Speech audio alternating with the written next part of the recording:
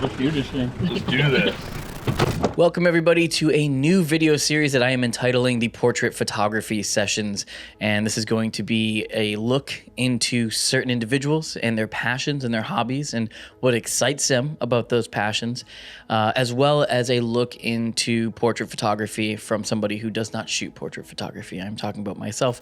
I'm not a portrait photographer. I'm learning, and that's sort of part of the allure of this series for me, is to take myself out of the comfort zone of landscapes and documentary stuff and into portraiture, which is a little bit nerve-wracking, but also thrilling. So the first subject that I wanted to photograph was one of my friends, Brian Diso, in his 1972 Mercedes W115 220 diesel.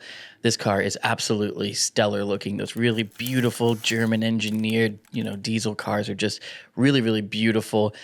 There was a lot of interesting facts that Brian had about this car, but unfortunately, we had some issues with the audio. I had a lot of gear, and unfortunately, the audio was one of those things that just sort of was a bit of an oversight on my part. But speaking of gear, I know you guys love gear, so let's give you guys a gear breakdown.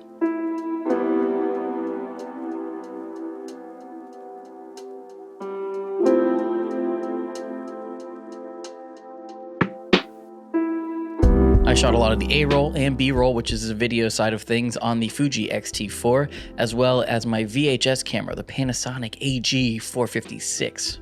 On the still side, I had a couple of different cameras to use, the first of which being the Intrepid 4x5 Mark V. I had my 90mm SA, as well as my 210mm Roden stock.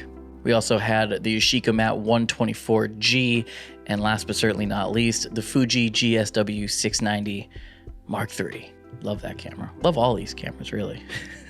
The film we were using is Kodak Portra 400 and Kodak Portra 160. The 160 was being used on the large format stuff, and the 400, giving me a little bit more versatility with movements, was being used on the medium format cameras. Let's briefly talk about Kodak Portra and how it renders tones, because it's absolutely perfect for portrait photography. But early on, we were shooting in twilight conditions, really harsh lights, very harsh highlights.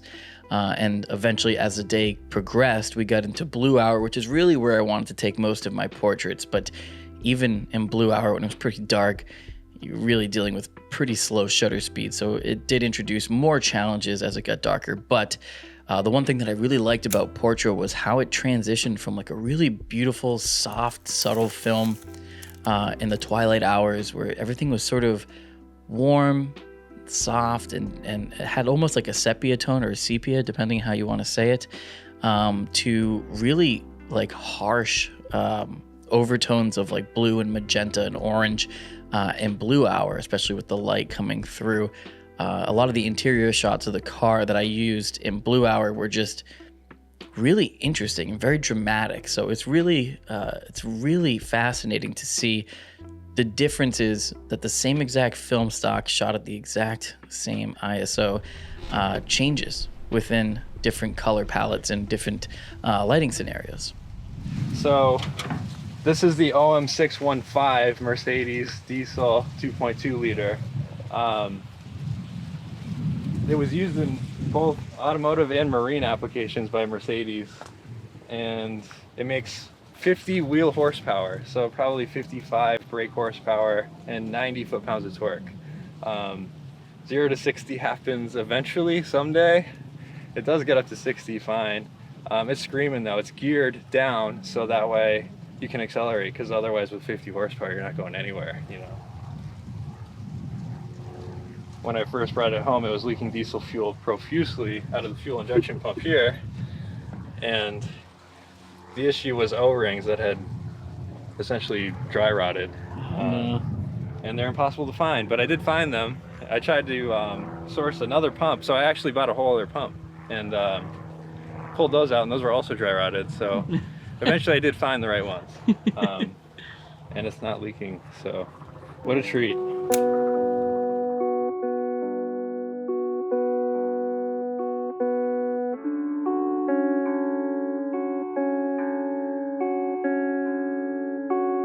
As you can see here in my first portrait of Brian on the Intrepid 4x5, I clearly missed focus on his eyes. It's a little bit blurry, but even though Brian was like super patient, which I applaud him for, and thank you for that, Brian, I couldn't help but kind of feel rushed, and that was totally all in my head. It was all internal.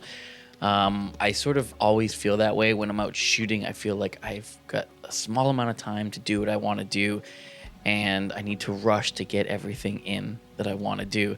And I'm working on being better about that, and this is a really great situation to show that I need to be more patient and try to focus more on getting things right rather than going home and putting in all that time and effort and money and then seeing that I made a mistake. So yeah, definitely a learning experience.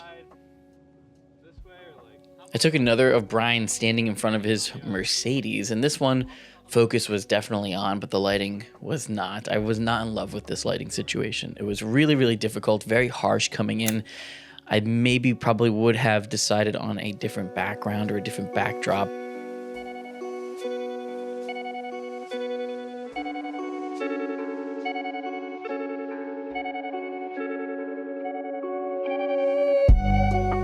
So Brian and I decided to load up the Mercedes and head out to another couple of spots around the meadows. But first, before we go to those other spots and show you those images, I have to show you how Brian starts his car. Quick. It's a two-part thing, so you put the key in, right? Turn it to on, your generator light comes on.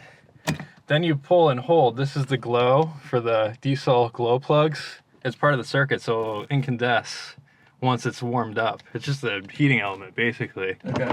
And then you can start. Wow. That's so sick. And that's the parking brake.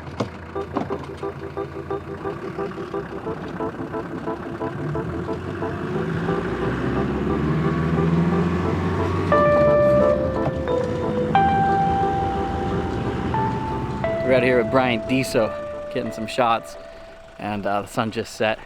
Got some beautiful blue hour coming through, and smoking some cigars, having some fun hanging out with my buddy, and I'm out of focus. This stupid thing.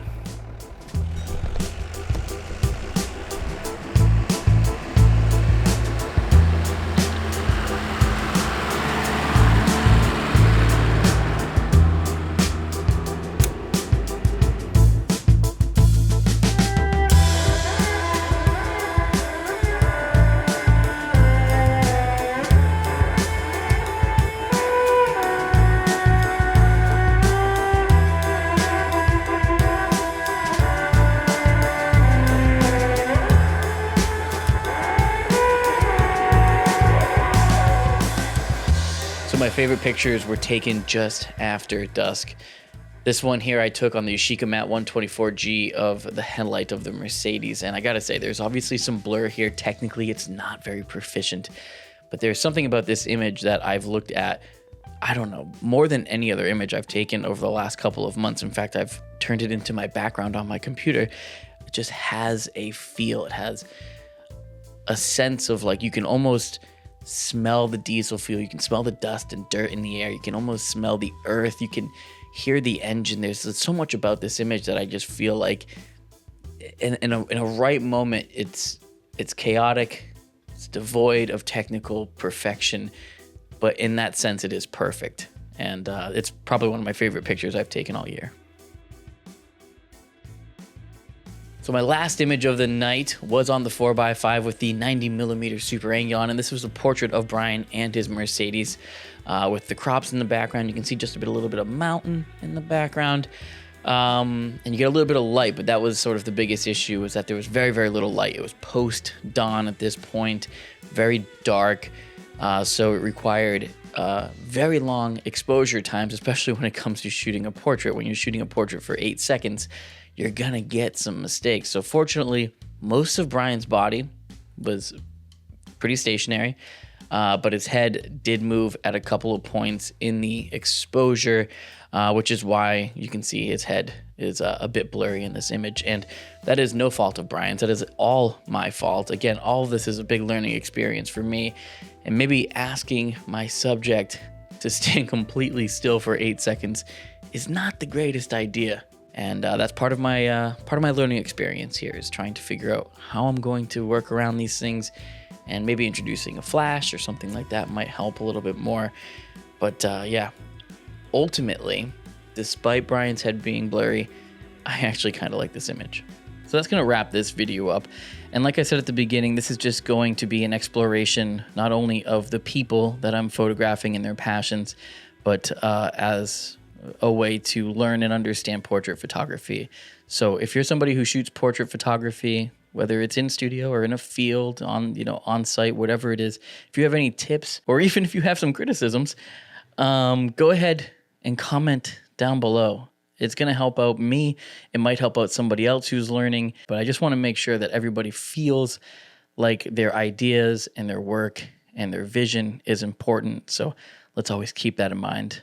Yeah. All right. I'm going to get out of here. I got to go to work. I'll see you guys all soon. Bye.